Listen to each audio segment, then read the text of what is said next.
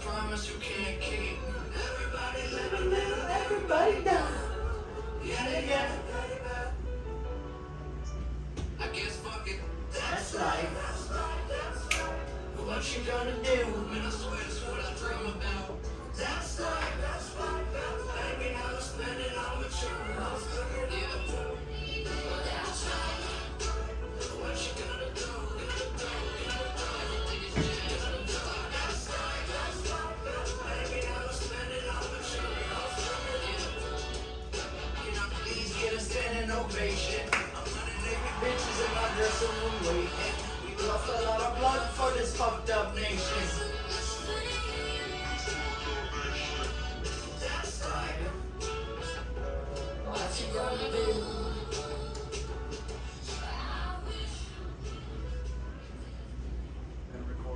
Ready. Welcome to That's Life Podcast, episode 11. Uno. Today, we are going to be talking about, in correlation with what our last podcast is on, so if you haven't listened to episode 10, you should probably do so before you listen to episode 11. But we wanted to highlight one of the most significant psychedelic experiences that myself and the beautiful Larin shared. So we're going to be discussing that today and how it positively impacted both of our lives, being able to take part in the ceremony we took part on. I'll let you introduce it and kind of give an overview, and then I'll interject if I feel like maybe there's a detail or two missing, or we could expound upon it. But we can start with you laying the scene and the set and the setting and just everything about it. Take it away from here. Okay. Honestly, I can't remember how we even decided to do it. So Jordan and I, in 2021, went to Tulum, Mexico. I booked us flights for us to go to Mexico for his birthday. So it was in August. And I don't think that we had planned to do it before we went there. But once... Yeah, I'm not... That's... Did we? I can't remember. It's a little bit gray for me, too. I think we might have just decided if it happened, it happened. But I don't know if we had any intentions on it beforehand, did we? I asked specifically, so... I guess we should rewind and set like who we did it with. We have a friend. She's a shaman. I was recommended her by a friend that lived sometime in Tulum, and I saw her prior when we weren't together. I saw her and did some healing modalities with her. We got back together. I told you about the healing modalities. I told you about her. You wanted to like meet her. I believe you had a session with her, not in person. And then also, she was coming to New York City when you were there, so we went and we met up with her in New York City and stayed in touch after that. So we developed a relationship with her. We decided to go back to Mexico, to Tulum for my birthday. You got your passport, we were ready to go. And I believe I hit her up beforehand. I think I told her we were coming back, I wanted to do something in regards to it. And then she was like, I asked specifically if there was any medicine ceremonies, and then she told me about the Tepezcohuite ceremony. Mm-hmm. And that's what we did. A Tepezcohuite is a tree. Ultimately, it's a tree bark that contains DMT, and they are able to break it down and kind of make it into a powder, and you end up smoking it. But I'll let you continue. Okay, so we decided to go to Tulum, and then we end up going out into, I don't even know where. We were probably 20 or so miles away from where we were staying, kind of out in the middle of a jungle, yeah. And so we went with her and her boyfriend, and then we were meeting up with her friend, which was a female, and then her husband, right? Yeah, they're the facilitators. Yeah. They both were. They have been in the Mayan ancestry, and they've been in that culture. Obviously, they were raised in it. So the other woman, she was a shaman as well. That was very familiar with the medicine that was going to be administered, and she kind of led the ceremony with the shaman that we're accustomed to, kind of like translating somewhat and leading the way. It was like a dual threat. They both, I think, had their strengths, and whatever they kind of made up for whatever the other person was lacking or couldn't communicate properly. So it worked out really well with that. But yeah, we were in the jungle. And that's why we ended up, everyone had a partner. So it was 3 women and 3 men to keep it balanced. Yeah. Because we wanted the masculine, and that I do remember that. And then there was a child there too to kind of keep things light and jovial, which was also interesting because I've never intentionally done any sort of medicine or tripped it really in front of a kid. I mean, maybe if I happened to take like LSD and I was going to do something with friends and I like walked by one on the like a kid on the street, but never with the intentions. But that ended up working out fine, and I was like, this little kid's gonna be a G when she grows up. Yeah, she like knew all the things that her mom was doing and was helping her. I can't remember exactly in which steps that we did things, but prior to doing the DMT, it was an entire ceremony. So we walked out to the sweat lodge. Yeah, I'm gonna rewind a little bit too. Because I remember all the steps, how everything went down. Yeah. So prior to that, we met up with Gina again, I believe. It might have been once or twice, and we kind of just did some more healing modalities and did some rape and kind of just both. I think we each did one separately, and we might have done one together just to kind of bring us in unison, clear space, and like be mentally prepared for the ceremony that was going to take place. So the ceremony was set for a different day. I believe that we met up with her maybe twice beforehand leading up to it because we were there for several weeks. So it was August 14th, 2021 was the day that we went to do the ceremony. Like you said, it was about 20 miles outside of Tulum in the jungle. It was actually at a Mayan temple that was like actively in use, not one of the ruins. They like reactivated the space and built a Mayan temple, and you're allowed to go there, I guess, if you're part of the heritage, which one of the shaman was. So we had the space there. We went with our English-speaking shaman and her boyfriend. We drove up there all together. We had to stop along the way to pick up some supplies. I believe we picked up some fruit and some random other, I guess, essentials for potentially a journey. I think we had to pick up some herbs too, is what we were asked to do. Oh yeah, we got flower herb, was it? I don't remember the herbs precisely, but ultimately we needed the herbs for the ceremony too. So we get there and they have a fire that they're stoking. And mind you, it's an August day in a Mexican jungle, so it's already probably pretty hot.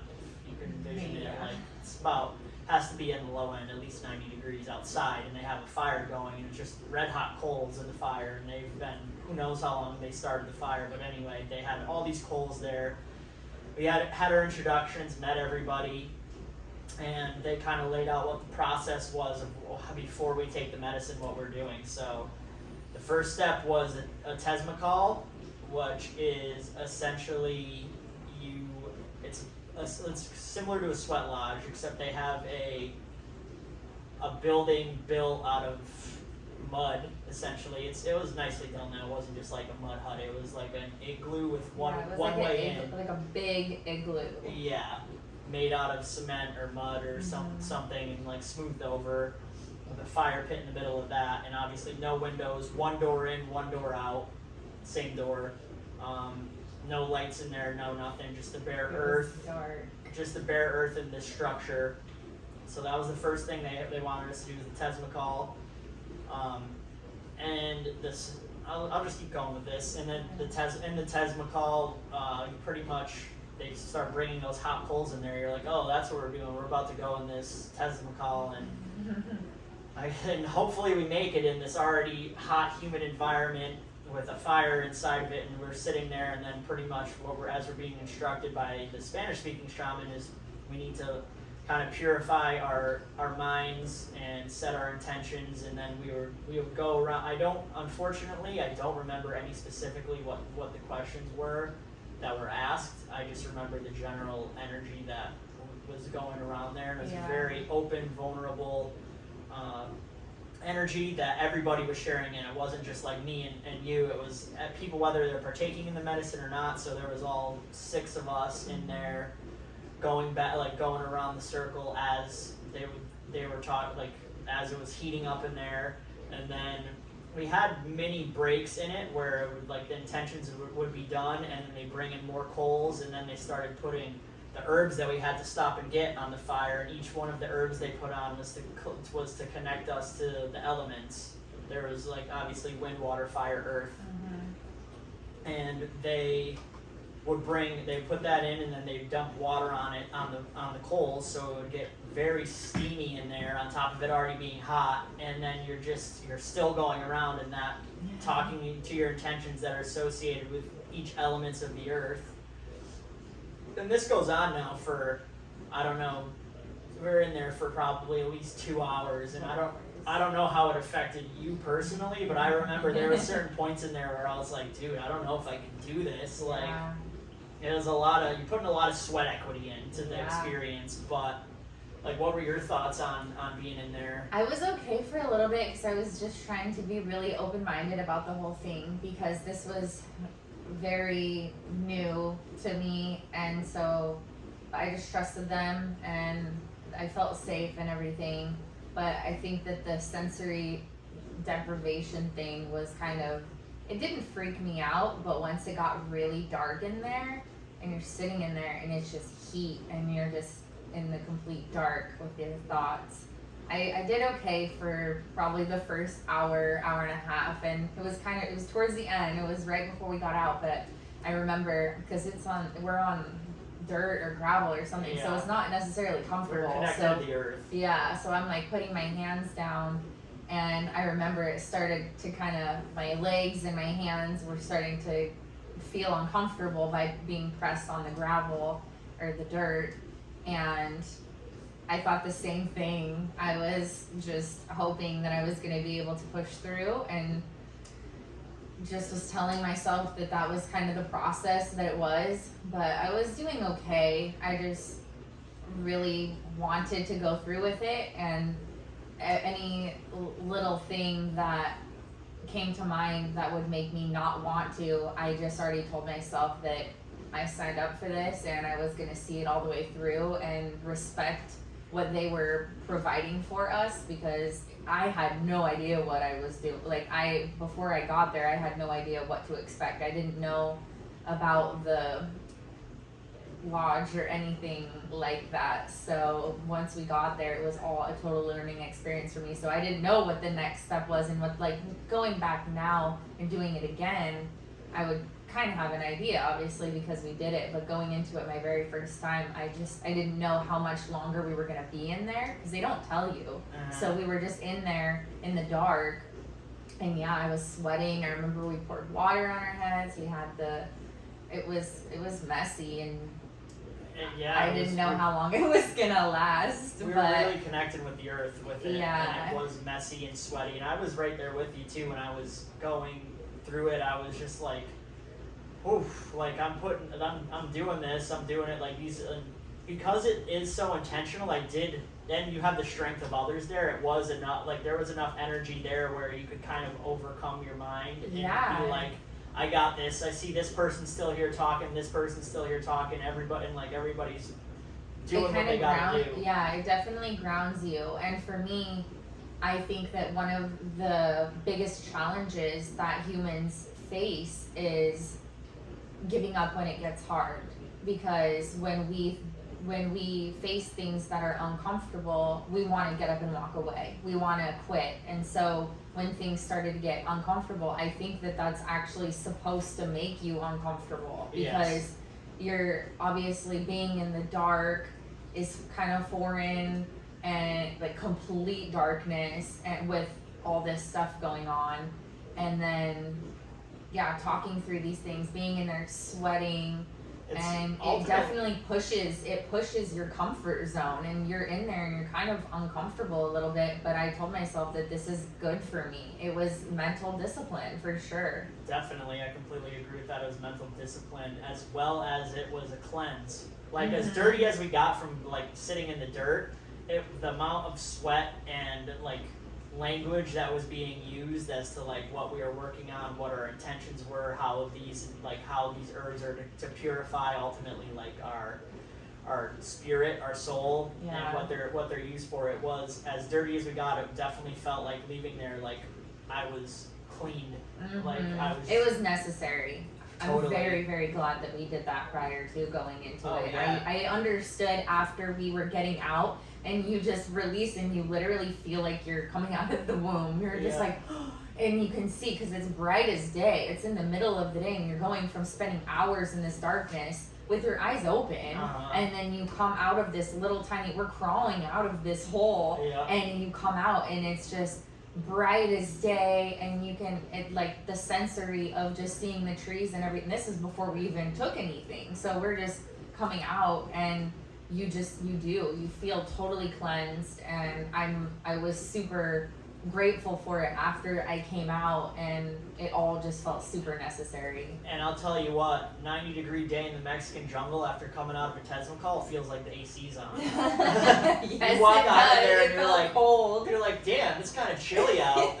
I remember like the huge difference in temperatures from inside to outside, and it was refreshing to be in the 90-degree heat. Yeah. It put things in perspective, and also just like it was a good confidence boost for the fact of going through that for hours, being uncomfortable, talking about uncomfortable things, that it was mentally and physically preparing for like what the next steps were, and taking the medicine, which didn't happen even after that. There still was steps. There was still more steps, which I'm so grateful for. Like it's showing everything. Like we thanked the earth, we thanked our ancestors. Everything was just about giving thanks and being present, and also thanking the past for leading up to it, which I connect with deeply, and super happy that that was so integrally woven into the experience. And so after we leave the Tepezcohuite, after all that, we go into the Mayan temple, and we have a little rape ceremony with our English-speaking shaman that we've known for some time now, and I believe that's just more to kind of purify us, bring us back centered into our bodies and like aware of the present. And then after there's the Mayan temple. You walk down a hill a little bit, and there's a cenote. So we go jumping in the cenote and swimming and feeling how nice the water is, and what your cenotes are surprisingly cold. And after going through all that, being centered in our bodies, having the Tepezcohuite, the rape ceremony, hopping in the cenote, really kind of connecting with the earth and the environment we're in. Then we swam for a little bit, cooled down, kind of got all the dirt and sweat off of us, kind of felt refreshed, really alive in our bodies, awake, alert, present. Then it was time, we went over, we sat in a big group circle. They had more things prepared for us. They had feathers from, I don't know, was it like 7 different birds? And they had 7 different aromas that went on different pressure points on our body. And so they brushed us with the feathers to clear more energy and create space. And then they did the aromatherapy to open things up as well, and just kind of creating the space, creating the space, getting the bad energy out. Just keeps creating it. So that, I want to say that process probably took another 20 minutes at least. Yeah, it took a little while because there was a different feather for every part, for our head and our heart and our feet and our hands and everything. We would go around the circle. Yeah, there was even the little girl that was there. She knew all of them. Yeah, it was beautiful. She knew where all of them went. And then after that, after we did the feathers and the aromatherapy, which it was like organic aromatherapy. It's none of these little twist-off bottles that you get in the store and put in a diffuser. It was like actually what the thing was, trying to be an aroma of. So after all that, it was time to take the medicine. And definitely after all that, I still was nervous, but like at that point, the amount of time and energy, at least I sunk in there's no turning back. It's like I came here with the intentions to do this medicine. I've now spent hours prepping for this, probably a good 4 hours at this point almost. Yeah, it was a whole day journey. Yeah, and at that point, it's kind of, you're not turning back. And then I believe they asked who wanted to go first, and I think you might have went first. I went first. And then you want to kind of relate the feelings leading up to it, and then once you did it. Yeah, so I'm gonna tell them my feelings before leading up to the whole entire thing, because I remember my thought process prior to even going. I was, a little bit nervous, obviously, and unsure of what was going to happen, because at this time, if you've listened to our last podcast, you will understand that I've had wonky trips in the past. So I was a little bit nervous, but at the same time, I was really excited, because I did trust our shaman and fully, and the way that she had explained it, it kind of made it seem like to me that if I did have another wonky trip, that we would deal with that, and we had someone there that was going to be able to move the energies and kind of guide me. So I definitely, in that in itself, made me feel safer. And then walking up to the whole thing, the space that we were at, I remember looking at the ground as we were walking on the trail, and I'm following you guys, and I was in my head, and I was like, all right, like, you have no choice. Do not be fearful, because I understand that we create our own reality. So if I'm thinking fear-based thoughts, then I will probably create a fearful trip for myself. But if I release and accept that this is already a decision that I've made, and it's something that I'm going to do, then just take away the fear and let yourself see whatever you're going to see and take it. And if it is a little bit scary, then afterwards we're going to talk about it and we're going to work through it. So that took away a lot of the fear for me, because I just told myself whatever I was going to see, I needed to see. And so by the time that we got up to actually doing it, though, I was so thankful that we did all the steps prior, because the safety aspect, I felt physically cleansed, mentally cleansed. I was with all people that I felt comfortable with. I felt like I got to know all of these people on such a deeper level, all of us being together for so many hours and doing these things together. So I felt truly connected. And I mean, you're in the most vulnerable state. You are leaving your body. Yeah. And so for me to go into that with around these other people and just fully trusting, and open up and be vulnerable, I just felt it. I just sat with it, and I was like, I'm doing this. And there was no resistance for me at that point. I was actually really excited, which is, from the past of being so scared. I was so excited, because I actually just saw it as even more healing, because the last trips may have not been the best, but I understood that there was a reason for that, and I figured that the reason for that was probably my mental whatever. And so I thought that if we went into this and did this, then whatever I had going on in my head, it could potentially cure and help me work through it. And I wanted to just face my fears head on, instead of be like, oh, that's scary, I don't know what's gonna happen, so I'm not going to. There's no growth in that. There's no change. Definitely. If I just chose to, maybe eventually I could have figured that out, but going into that, it was just, I was ready for it. Yeah, I understand where you're coming, even though I was the one that kind of reached out and tried to get it, and then I had this offering and took it up. I was definitely still skeptical, because previously I have tried DMT several times and I didn't have bad experiences, but I didn't have it was either no experience or I wouldn't surrender to the medicine and allow myself to sink into it, because I didn't feel safe. So because of all of this, like you said, we were all extremely vulnerable with each other, and the atmosphere was very trusting and open and welcome and beautiful. Because when you went first, I went second. I remember. Did you see me? Yeah, I could see you, and stuff was starting to get really kaleidoscopy, for lack of a better term. Yeah, because you did it right after Yeah. it, didn't you? and they're like, inhale, inhale, inhale, inhale, hold it, hold it, hold it, and then like I was looking and stuff was starting, and like Yeah. I remember the thought though did cross my mind, because I was like, oh, I need to protect Alison, like I need to make sure she's okay, I need to make sure she's okay, I need to be there for her based on past wonky trips.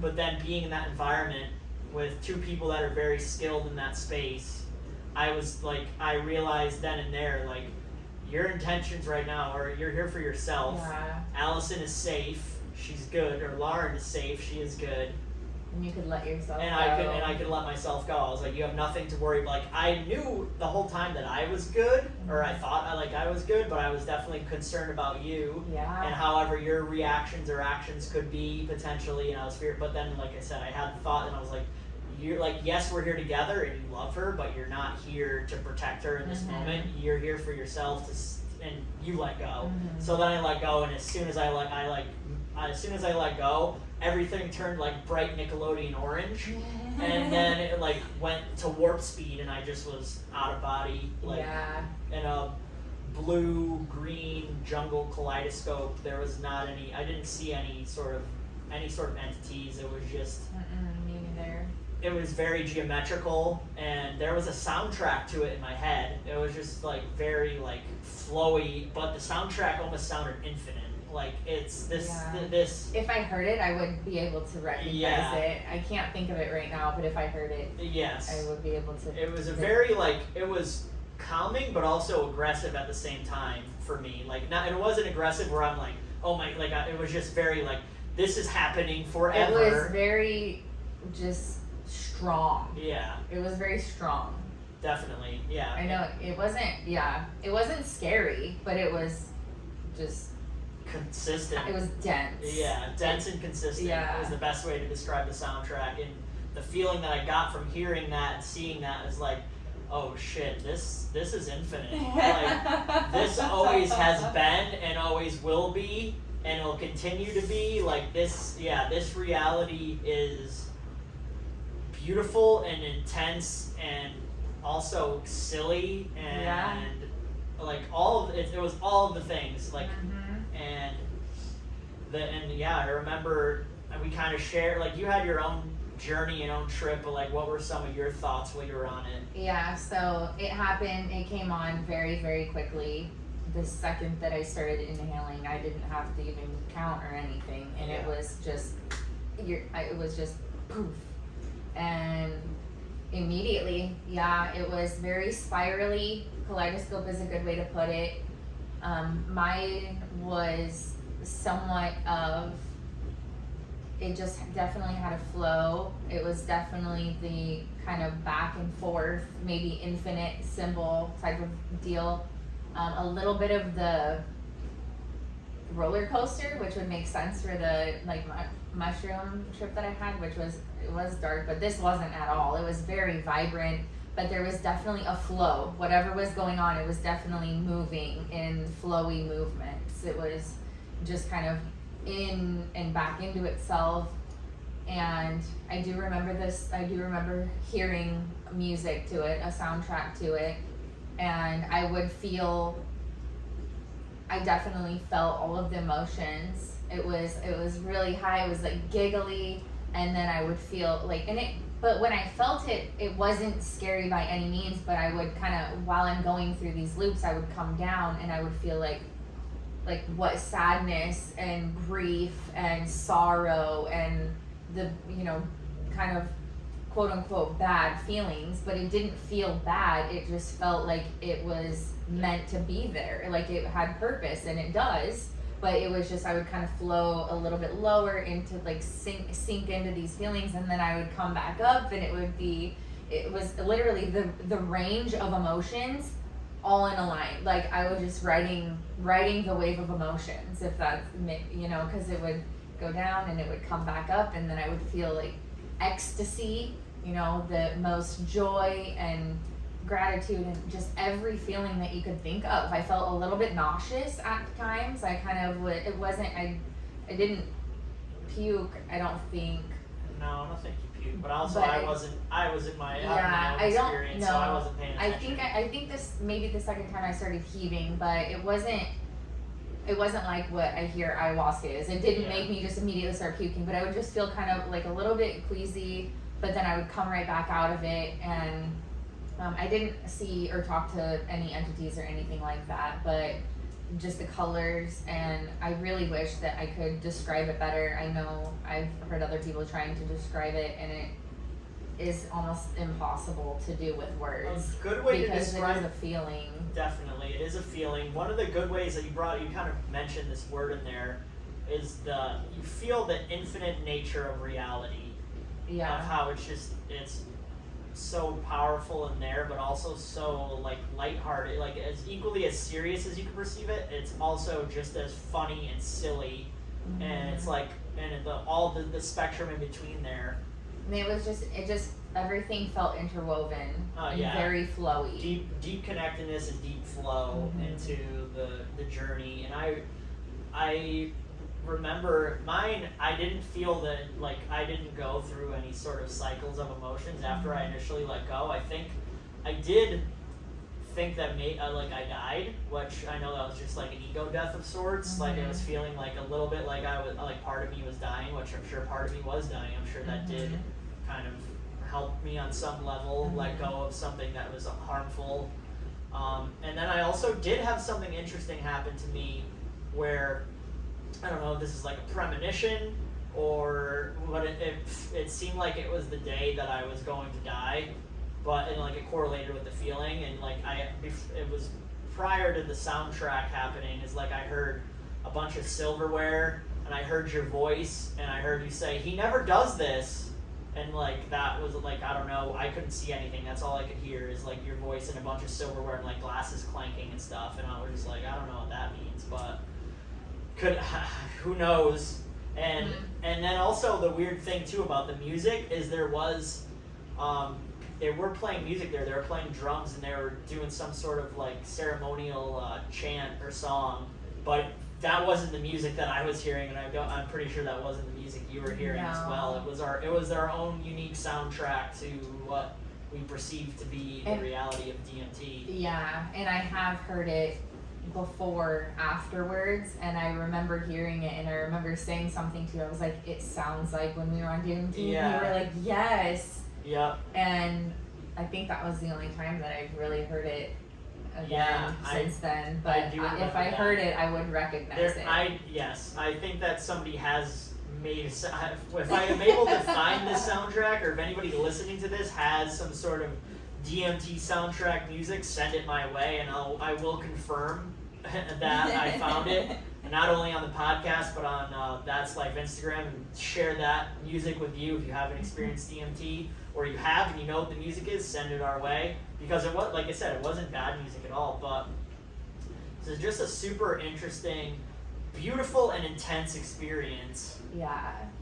So I want to go back to when you said about you thought that you were dying or possibly. Yeah. So what went through your head at that time? Because I felt the same way, and so I wanted to kind of compare the way that our thought processes was going during that time. Well, I guess the thought process that happened is I was like, I wasn't in my body anyway when I felt like I was dying. So I was like, so what's actually dying then? I'm just like consciousness, like, I guess that could die. Like, it's fine. I'm still, like, I'm good. And, like, I'm going to continue on. And, like, that feeling's interesting, but I'm not. And, like, onward and upward. And I just kind of, like, moved through with that. Like, I just surrendered to that feeling and was like, okay, yep, cool. Yeah. Moved on. And then, like, after that, it was just, like, pure bliss. Like, me just, like, what the fuck is this? This is awesome. Yeah. Yeah. Did you still know throughout the whole time that you were Jordan? No, definitely did not know that I was Jordan. I think what brought me back was you. Like, the same kind of thought that I went into it was like kind of like not in concern of you, but just like I care about you, and I'm like, I wonder what Alison's doing right now. Like, not even really realizing like where I was, or that I was laying down, or like somewhat incapacitated. It just was like, I wonder what I haven't seen her in a while. I wonder where she's at. And then like kind of opening my eyes and everything still being like very pixelated and kaleidoscope like, and then like kind of seeing you and being like, oh, she's right there. It looks like she's having a good time too. Like, kind of want to do this again. Yeah, I had very similar thoughts when I don't know exactly how, because it's a very short trip. I think ours 20 minutes. lasted about 20 minutes. So I'd say probably about 5 to 10 minutes in maybe is when I mean I'm just guessing. I have no idea, but I'd say about half, probably at my peak point. I did feel like maybe I was dead, or that I had died, or that I wasn't coming back. And it wasn't in a scared feeling at all by any means. It was just simply looking at it as, I at first I remember questioning who I was losing sense of self. So I was losing sense of Alison. I didn't know at one point if I was a girl or a boy. I remember thinking that. And then, but I remember I was like, I'm thinking. I was like, but I knew that I didn't have a body. And so I was just wondering whether I was a female or a male. And then I was like, am I still Alison? And I'm like, I'm like, did I die? Like, is this the next level?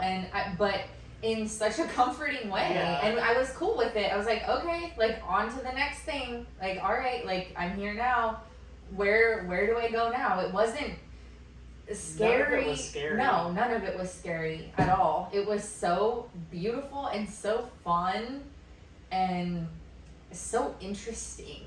And yeah, when I started to come back to, I mean, barely, when I started to be able to see things in my 3D reality, which was still extremely vibrant Distorted. and moving and distorted. Yeah, it didn't look but it was so cool. And I remember, I think I saw Gina first because they were playing music for us, and I saw her and my heart exploded because I came back and I remembered who I was. I was Alison, and all my people were still there, and the love that I had for all of them when I saw her, I'm pretty sure I just started bawling because I was so grateful to I don't want to say have a second chance at this life, but that's kind of what it felt like, because I was like, well, I'm off now. And then when I come back to my body, it was gratitude all over again for who I am as a person and the life that I'm living. All of you that were around me. I saw Jordan, and he had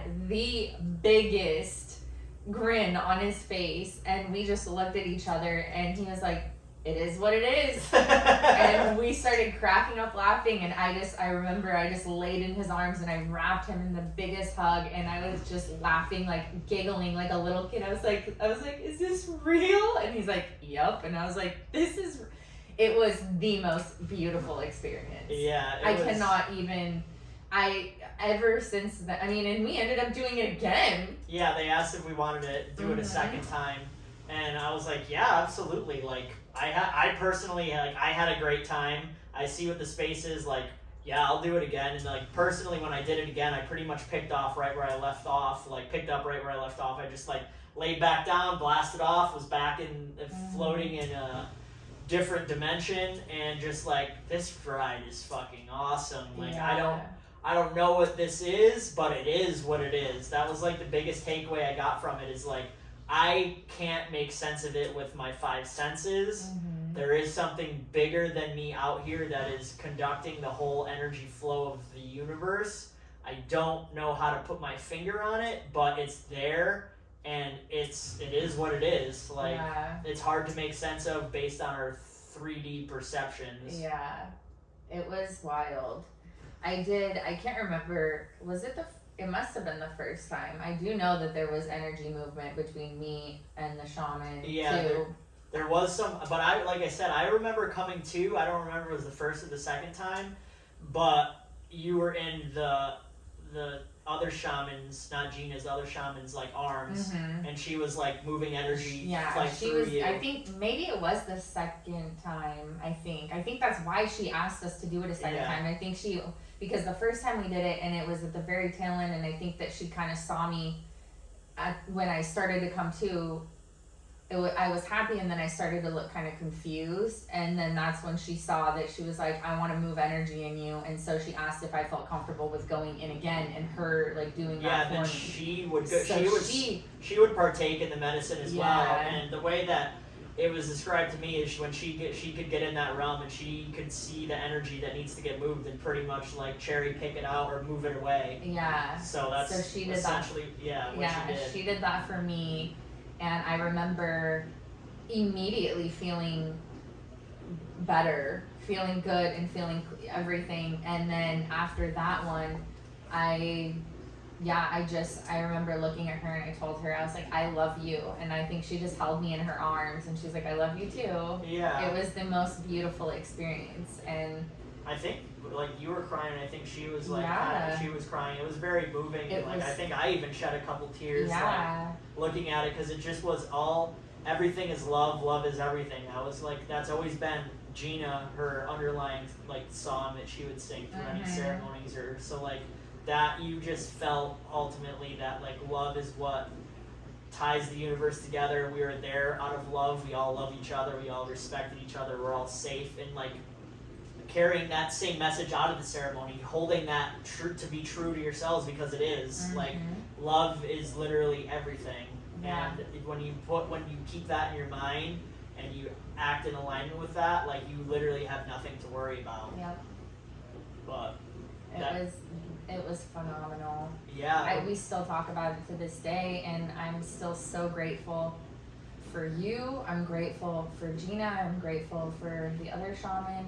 I'm grateful for being able to even have that opportunity to go and do that, because I mean, in the past we were talking about it the other night. I tried to do DMT one night at a random house one of the party, first, the second day I think I hung out with you when we first met in 2016, and I was out in Washington State. We had an Airbnb, and we were staying in the same Airbnb, and somebody was there that I don't know who they are now, maybe you do, and they were like, yeah, I could get DMT, and you were like, yeah, I want to do DMT. And at that point I was still a novice, and like I'm still always learning. I'm not going to say I'm an expert in my psychedelic journey, but I was more of a novice than I am now. And I remember you being like, yeah, let's do DMT, and I was like, absolutely not. This is not, like, you guys can do it. I'm not going to tell you what you can or can't put into your body, but I think this is a horrible idea. Yeah, I'm so glad you stopped me. I know that you were there that night on purpose to stop me from doing that, because after doing DMT this was my first time, like Jordan at a ceremonial thing, and I would not have it any other way. And I would have probably ruined my life if I did it that night. And it ultimately just goes back to prove is like, setting and intentions, which the ceremony is all about, is you're just consistently throughout the entire duration, that's all you're focusing on, is the purifying, the clearing, the setting the intentions, the clearing the space, you mentally being prepared, you mentally being there, you respecting the medicine, you being thankful for the medicine, you thanking for all the experiences and all the people it took for you to get there. It just really brings you in the most grounded, meaningful, mindful way to really connect with the experience and connect with yourself, where there's not any of these exterior factors that could come into play. Like if we did DMT that night, I don't know, at the time I think everybody was drinking. There's probably some weed going around too. There was definitely cocaine going around, and then like that, it just ultimately showing so much disrespect for the medicinal properties and what you could gain out of taking that medicine. Because I know personally, like you said, we still talk about that experience in Mexico to this day, how like near and dear and how life-changing it was for both of us to experience that and be like so grateful for it, and then have the takeaways that we took out of it. Like I think I mentioned it. I want to get your takeaways as well, but I think I mentioned it was just like, it is what it is. As like I go on, maybe it'll make more sense to me, but it doesn't necessarily have to make sense because I'm living in it and it's happening. So don't drive myself nuts trying to figure out what it is, because it just is. Yeah. And then ultimately that love is the answer, and love ties everything together. As cliche as that might sound, like I felt that, I experienced it, and like take that away. At a house party, I don't think that would have been a takeaway. No, and I would never want to do it inside. Yeah. I wouldn't even want to do it. I wouldn't want to do it around that many people I didn't know. It was just a bad. Just don't do it like that. And I'm just glad that I didn't. Connecting with nature on psychedelics is ideal if you could set up the right setting and environment where you can do that. It's honestly, I recommend it. But I know I said I was going to ask you what your takeaways were from it. Your key takeaways. What are your key takeaways from that experience? Yeah, I mean, I don't want to take it from you because I know that you said it is what it is, but I can't even, it's still hard to wrap my head around, to be honest with you. And I try not to make myself too crazy, but I just have to laugh. It's just, I have no idea. The love, definitely. That was, I mean, it's more like when I try to describe it to people, for me, it's hard to articulate with words because it is more of a feeling for me. And when I did it, just the overwhelmment of love and gratitude for every other human and animal and every single thing is so, everything, like you said prior to this, should be treated ceremonially because everything, it's all in perspective on how you look at things. And you can look at life in such a dark light and think that, you know, everything is in lack and everything is depressing and everything, and it's really just your mindset, because not everyone is living on that plane. Yeah. Some people are living on the plane where they walk outside, and I try to do this myself every single day, is look at all the little, you know, butterflies that are flying around, all the little flowers, the everything, just trying to dissect all the little beauty that I possibly can out of every little thing. And I think that just, it connects you back with being able to do that, because like I said, prior to doing psychedelics, I feel like I lost that because we get in our day-to-day routines where we're just on go mode and we have our blinders up and we're not paying attention to anything. We're just zoned out. We're on our phones. We're watching the TV, and you just forget to, I mean, it's cliche. I love quotes though. You forget to stop and smell the roses. Like, these quotes don't come out of nowhere. And it's like, stop, slow down, and really visualize everything. And when you are on DMT, you're visualizing some stuff. You can't not. You're visualizing beautiful things, even if they don't make sense to you from a 3D perspective, they make sense to you as beautiful on whatever plane you're on. Yeah. At least my experience. Yeah. It was, I can picture it right now. I wish I could show you all because it's just, you look at it and you're like, wow. I can't stop saying wow. It's just it's so hard to explain, but it's so cool that there are plant medicines out there that we can take that even give us access to that. I think that is pretty magical. And if you don't think that that's magic, I don't know what is, because it's unexplainable.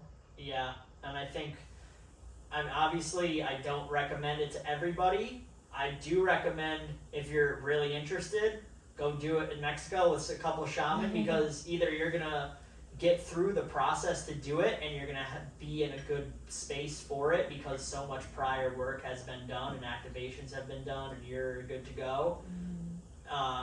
If you're not gonna be doing that type of work, then I definitely don't necessarily recommend it to everybody. But one of the things, I don't know if I learned it from that ceremony or friends close after the ceremony, but one thing that's kind of stuck out to me, like what you were saying, is like how you're in the ceremony and made you stop to kind of appreciate like the little things. Is that's the way to treat life, is you treat life like it's one big ceremony, which it is. Like, you are intentional with what you do, you're intentional with what you do, and you're present. Yeah, you're present, you're connected, you're grateful, you remember where you came from, you speak on where you're going.